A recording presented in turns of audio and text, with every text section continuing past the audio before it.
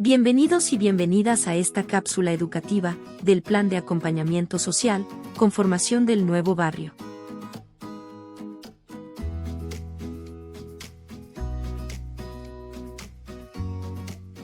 Comités de Administración.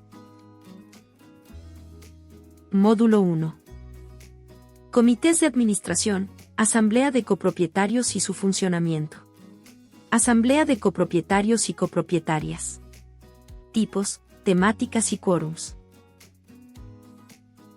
Asamblea Ordinaria. En esta asamblea se tratan temas como rendición de cuentas, designación, reelección o renuncia de los miembros del comité de administración, entre otros. El quórum mínimo para la constitución de la sesión es de quienes concurran a la asamblea, debiendo representar al menos el 33% de los derechos en el condominio. El quórum mínimo para la adopción de acuerdos es la mayoría absoluta de los asistentes. Asamblea Extraordinaria de Mayoría Absoluta. En esta asamblea se tratan temas como modificación del reglamento de copropiedad, remoción parcial o total de los miembros del comité de administración, entre otros.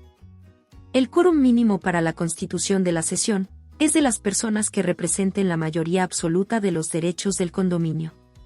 Y el quórum mínimo para la adopción de acuerdos es de la mayoría absoluta de los derechos, correspondiente al 50% más 1 de los derechos del condominio. Asamblea Extraordinaria de Mayoría Reforzada. En esta asamblea se tratan temas como enajenación, arrendamiento o cesión de tenencia de bienes comunes, obras de alteración o ampliaciones del condominio, construcciones en los bienes comunes, entre otros. El quórum mínimo para la constitución de la sesión es de al menos las personas que representen el 66% de los derechos del condominio. Y el quórum mínimo para la adopción de acuerdos es de la mayoría reforzada de derechos, equivalente al 66%.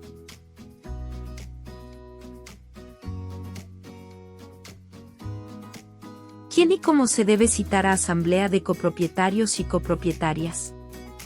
El comité de administración, a través de su presidente, o si éste no lo hiciere, del administrador, deberá citar a asamblea a todas y todos los copropietarios o representantes, personalmente o mediante carta certificada dirigida al domicilio o a través de correo electrónico que, para estos efectos, estuvieren incorporados en el registro de copropietarios, o en la Secretaría Municipal cuando se trate de condominios de viviendas sociales. Esta citación se cursará con una anticipación mínima de 5 días y que no exceda de 15. Si no hubieren registrado un domicilio o correo electrónico, se entenderá para todos los efectos que tienen su domicilio en la respectiva unidad del condominio. El administrador deberá mantener actualizado el registro de copropietarios y copropietarias del condominio, debiendo velar por la protección y resguardo de los datos personales. ¿Qué formalidades deben cumplir las actas de asamblea? El presidente del comité de administración, o quien la asamblea designe, deberá levantar acta por escrito de las sesiones y de las consultas efectuadas. En ellas se deberá dejar constancia de los acuerdos adoptados, especificando el quórum de constitución de la sesión y de adopción de los acuerdos. Las actas deberán constar en un libro de actas foliado, ya sea en formato papel o digital.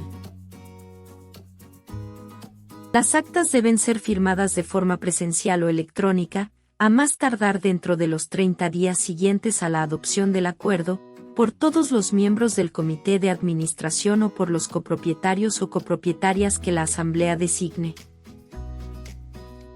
La infracción a estas obligaciones será sancionada con multa de 1 a 3 unidades tributarias mensuales, la que se duplicará en caso de reincidencia o falta de subsanación.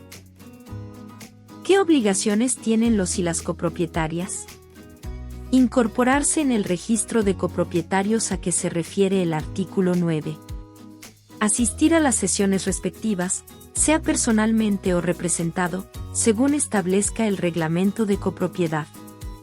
Consignar sus correos electrónicos y sus respectivos domicilios en el registro de copropietarios y copropietarias.